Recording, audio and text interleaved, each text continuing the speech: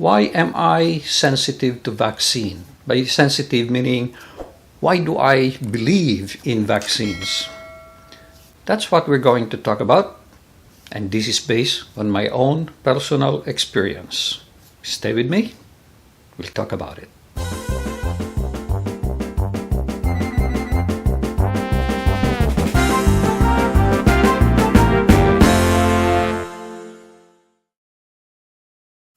Some time ago, I was a victim of a disease that there was no cure for. That's called polio. I was age 4. I remember, I was age 4 when I suffered from this disease. And it's no easy task. At age 4, I had a very high fever. My parents took care of that, was able to bring it back down. Then I was coming down from the second floor. We had 2-story house, second floor to the first floor. And they noticed when I was trying to get on the couch, because I'm only 4 years old, short legs, I had to carry my legs. I cannot bring it up on its own. So they're wondering what's going on. So they took me to a doctor. A doctor looked at me, diagnosed it, and guess what she did? She stuck me with a pin on my leg, on my foot, and I did not feel anything. And she said, he's got polio. So my dad took care of that right away, and what did he do? He was taking me every single day to San Lazaro Hospital. I don't even know where that is now, but I remember the name, San Lazaro Hospital. And I was being given a massage every day. At that time, there was no cure. There was no vaccine, no medicine for it. So they could just rely on hopefully being able to regain the feeling on my left foot.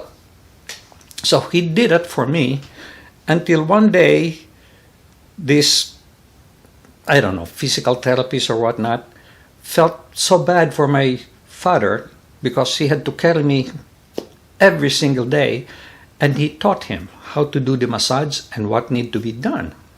So he did that.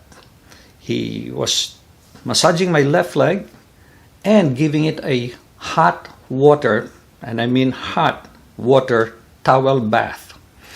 And see, at that point, you know, my dad was having difficulty holding the towel because it's hot, but I was not feeling anything.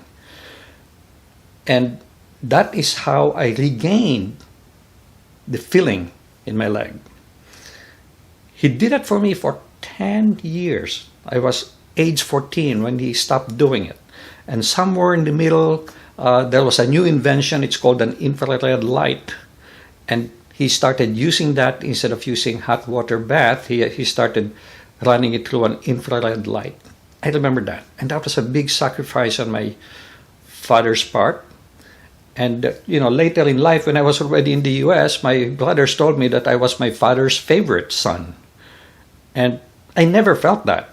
But I think I can understand why. I think it's because of the so much love and taking care of me during my younger years. So I could appreciate that, but I never felt it. I never felt any distinction in the way he treats all sons in the family, and daughter also, because I have one sister. So anyway, I was a polio victim, and somehow I recovered. I did not have to wear any of these metal braces like other people. I have seen other people who really bad, really severely hit with polio. And anyway, I was able to cover it up. I was able to live a normal life. I remember when I was in high school, I was taking, you know, PMT, Philippine Military Training, and ROTC, and teachers, officers, were giving me special treatment, giving me office work, asking me to sit down in the shade, not to join the march and all that. And I said, no. I want to be treated just like everybody else. So I participated as much as I can. So I did not take advantage of that at all. So I got over it. I was able to live a normal life. In fact, you know, in the United States, I was very successful. I even became a president of a company. So that was good. I'm very grateful about that. But then my next door neighbor also was a polio victim. And we were walking one time, and she said to me, "Have you heard of post-polio syndrome?" I said, "No, what is that?" "That is people who were victimized with polio. Sometimes it comes back at a later time, at certain age." So I looked it up. It's called post-polio syndrome, PPS. And it is true. And no wonder, as I was aging, I was starting to have pains, starting to have difficulty. Thank God I'm older than when I was younger. When I was younger, I was able to function normally. I was able to run and take care of things, and people don't even notice until maybe later. When I get tired, I cannot conceal it anymore, because there are two things, okay? My left leg is about 1/2 inch to 1 inch shorter than my right. But I don't think I ever use one of those shoes that has a little bit of elevation on the left side, okay? They recommended that, but I never did it. I just bought the same normal shoes as everybody else.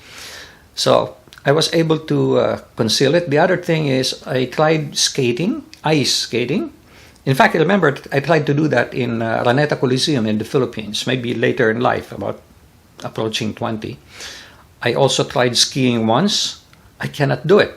The reason being, if this is your leg, my left foot is like this. It takes a lot of effort to keep the thing straight. And you know, when you're skiing, you're going this way, you cannot be going that way, or you know what kind of problem that's going to create. So I gave it up. After trying it, I gave it up. I love it because my children, my grandchildren, are all skiing, and boy, I just feel I wish I had the same opportunity to experience what they're experiencing. But I never did, which is fine, You know, given the other situation, I'm glad that I was able to do what I was able to do. And I'm glad that they're doing things that I cannot do. So anyway, so I researched on this post-polio syndrome, and this is what I found. Just to give you briefly, if you can stay with me. Post-polio syndrome. What is post-polio syndrome? Well, polio or poliomyelitis is an infectious viral disease. Oh, I didn't know it was infectious, that can harm the nervous system. Post-polio syndrome usually occurs 15 years to 40 years after the infection and recovery. PPS is believed to be a result of deterioration of nerve cells called motor neurons over many years of leads to loss of muscle strength and dysfunction. 40 years, I was 4 years old, so I would have been hit with it about 44. But that's not cast in stone. Sometimes it's sooner, sometimes it's later. Sometimes people don't get hit at all with that thing.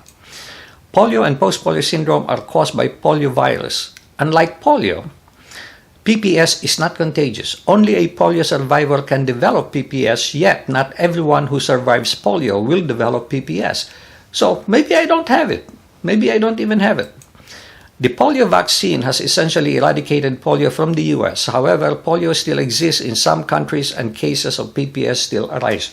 You know what? When my wife was working, my wife is a nurse, when my wife was working at the hospital, I would pick her up sometimes, and I walked through the hallway of this hospital, and they had pictures from years ago of people using, I can't remember exactly, I think it's called like a lung machine where they get inserted into this tube.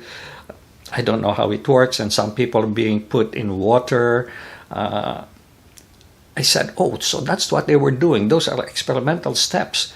And it was being shown in the hospital, and that reminded me of myself. In the Philippines, we never had that. Never had that, okay? Because obviously they'll have to take care of the US first before they bring the technology to foreign countries.